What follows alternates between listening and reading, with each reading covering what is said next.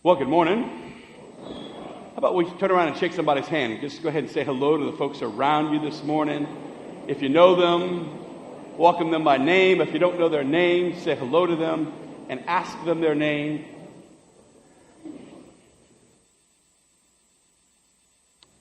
It is a gift for us to be together. I want to say welcome if this is your first time with us at Christ Redeemer. I want to say welcome to Mass, welcome to the family. If you are recommitting to Sunday Mass during Lent, if that was one of your Lent penances, I want to say welcome, praying for you on the journey. I want to catch you up to speed on where we were last week and then kind of open up a conversation for us today that I think is personal for all of us and I think will offer some hope for us today.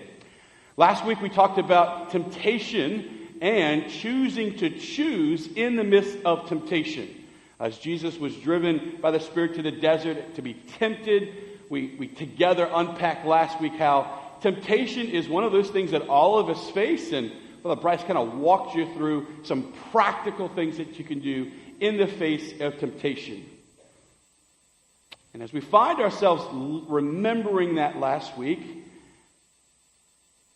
I want to invite us into a conversation today which I think is important, which is when is it that we will most often be tempted? We can be tempted in lots of different things. In fact, one of the things in the podcast this past week was reminding us of HALT, right? We're most tempted when we're hungry, angry, lonely, or tired.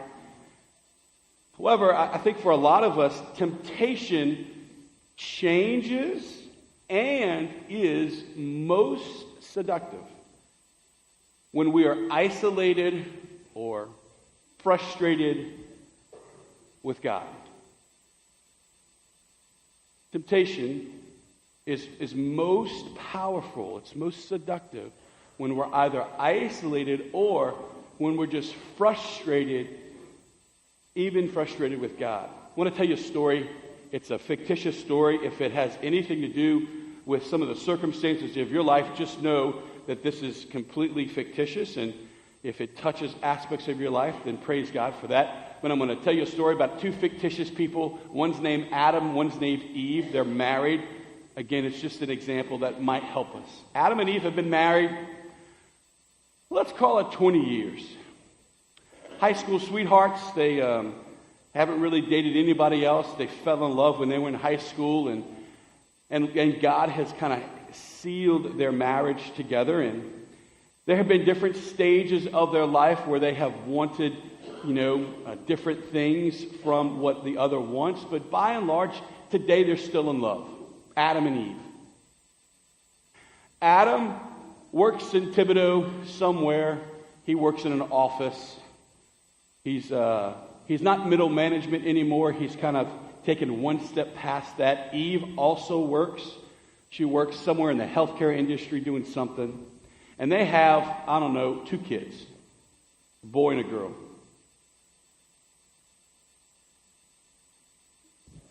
"25 years ago, when Eve first met Adam, Eve doesn't know it, but Eve not only fell in love with Adam, but Eve fell in love who she thought Adam could be or would be. So she fell in love with who Adam was, but she saw potential in Adam. And she just thought that eventually one day Adam would turn out to be this. So unknown to Eve, she fell in love with who Adam is, and she fell in love with who she wants Adam to be. And every Sunday at Christ the Redeemer, Eve sits in a pew, wherever that pew is, without Adam. And Eve carries in her heart a quiet grief that Adam's not with her. Now, there have been different stages in their marriage where Adam has showed up for Mass. When the kids were younger, they made a commitment to raise the kids in the church together. But as the kids got into being teenagers, Adam stopped going to Mass for a variety of reasons that he admits, and for a variety of reasons that are actually real. Adam has some really good questions for God. Why do bad things happen to good people? How can an all-good God allow evil in the world? Adam has some really good questions for God, like when his own father died of cancer when Adam was a kid, why God didn't stop it. See, Adam has really good questions, and no one's ever engaged in those questions because most of the homilies that Adam has heard in his life are about being a nice person and feeding the poor and things like that. And those questions and those homilies don't really connect to Adam. He just sees life in a deeper and different lens. And Adam struggles with church. He struggles with God. He struggles with the scandals in the church. And Adam is just on the road that most men are. And Eve sits at Mass every Sunday by herself. Now, Eve, sitting in the pew, is begging God to one day please touch Adam's heart. Adam is unaware of the pain in Eve's heart when she sits at church every week by herself because she's growing, and as she grows closer to God, the gap between Adam and Eve, unknown to both of them, is getting a little wider. And Sunday after Sunday, Eve sits in the pew. She kneels down and she begs God to do something in Adam's life.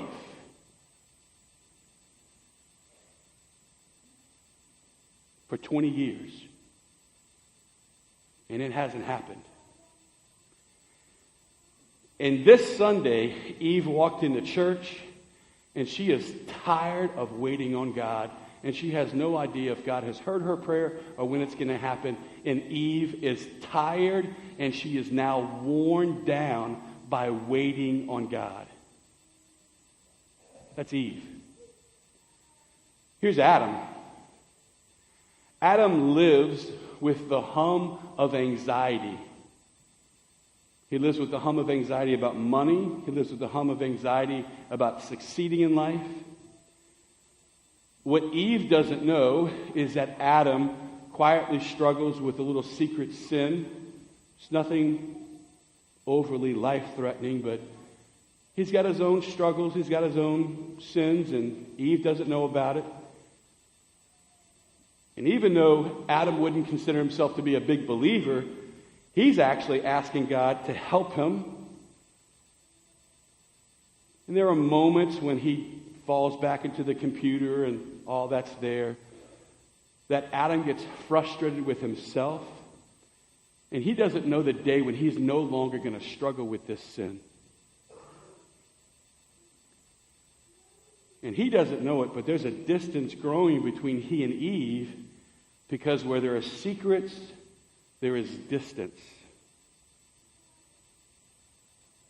Both of them, Adam and Eve, have a great love for their daughter, Erin. Erin is 17, and she's struggling with a lot of things. She's struggling with her identity. She's struggling with her sexuality. She's struggling with lots of different things, questions about life. And Erin, she's a good person, but she can't turn the corner. She can't really hit a stride in life. It just seems like ever since she was 13, she's just kind of like struggling to find herself. And Adam and Eve together as a couple, every night, they talk about their love for Erin. And as a couple, they're just like, what are you waiting for? And they wait, and they wait, and they wait. Eve is tired of waiting on God. Adam is tired of waiting on God. And as a couple, they are tired of waiting on God.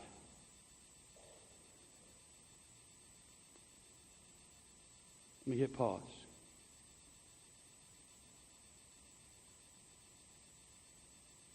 You ever wait on God? I want you to think right now in your life. Where is it that you have been asking God to do something and you're just waiting and you're tired of waiting? He can do anything, can't he?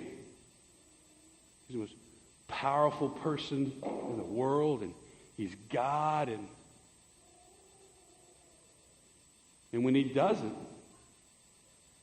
what's that like? When you wait on him. In the first reading today, we hear the story of Abram, who God makes a promise to, right? This longing in his heart for him to have his own children, and they're advanced in years, and he doesn't have children. And you know the story. You've heard it enough, right? So God makes a promise that he'll have descendants as numerous as the stars in the sky, and it doesn't happen immediately, and Abram and Sarah have to wait on God. And of course, we know that eventually God will come through in his promise. But what we see unfolding in the first reading today is the fact that Abram has to wait and wait and wait on God to come through on the promise. Now,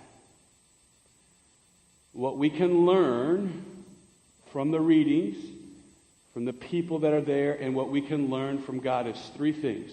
So I want you to hold on with me for a second, and I want you to listen to me from the place where you are waiting on God. Number one, there's a difference between listening to your emotions and praying with your emotions. Let me say that again. There's a difference between listening to your emotions and praying for your emotions. When you're waiting, you get frustrated. When you're waiting, you might get angry. When you're waiting, you might doubt. My question is, in the wait, are we simply listening to our emotions and all of a sudden we become frustrated, we become doubt? Or are we taking those to him? In other words, in the human heart, when we're waiting on God, things are going to come to the surface.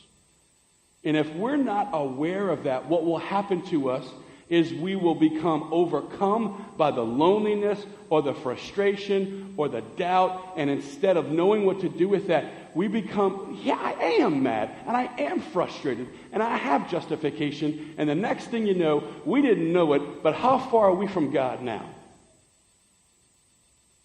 Now, we need to pay attention and be honest with what's there, but all of that needs to be brought here in relationship with God. Number two, there's a difference between waiting on God and waiting with God. Let me say that again. There's a difference between waiting on God versus waiting with God. In fact, let's say that together. You ready? There's a difference between waiting on God versus waiting with God. So here's Adam. Here's Eve. How they love Aaron. And they're waiting on God to do something in Aaron's life. And it's not happening. And they're saying, when are you going to do something? And God's got, watch this. Okay, now they have to wait with him. Just watch it again. You ready? They're looking over here. When are you going to do something? Versus, okay, now I'm with you. Here's Eve. She's looking at the empty pew every Sunday. She's like, God, when are you going to touch Adam's heart? Versus, watch this. Okay, you're with me in it. And that brings up the third thing. There's a difference between waiting for God to do something for you versus waiting for God to do something in you. Let me say that again. There's a difference between waiting for God to do something for you versus God doing something in you. So when I'm waiting on God, I'm waiting for God. God, please do something. Versus, okay, I'm waiting with you, and all of a sudden, here comes the anger, here comes the frustration, here comes the questions, and I'm working with God, and He does something in me. I'll give you a quick example. Several years ago, someone who I love dearly was struggling with alcoholism. And I'm waiting on God to do something. And the longer I wait, the bigger the mess gets, the more divided my family gets, and I am the one dealing with the wreckage of relationship in that person's life. And as I am waiting, I am getting frustrated and angry with God, and my grief is now ripping my heart out open for this person and their alcoholism. I was waiting on God to do something, and all of a sudden, I started to wait with Him. And what happened in my heart, here's all the anger, here's all the questions, and God, instead of doing something in them, wanted to do something in me. So I had to deal with my anger, and he talked to me about my anger, and He talked to me about my doubt, and He talked to me about... And all of a sudden, what I realized is that there's a big lack of trust in my life with Him, and I like to control things, and God talked to me about all those things, and I just came to a place of freedom and surrender, and I was able to understand that He was doing something in the wait. And all of a sudden, together, the two of us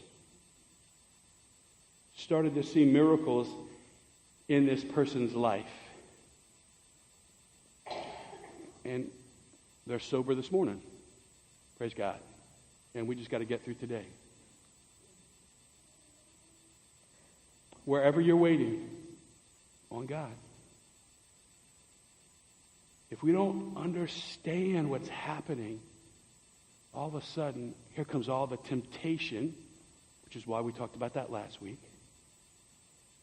Just remember, there's a difference between being consumed by your emotions and praying with your emotions.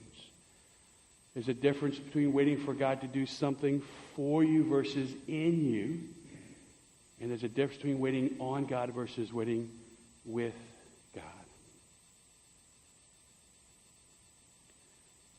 The rest of Mass,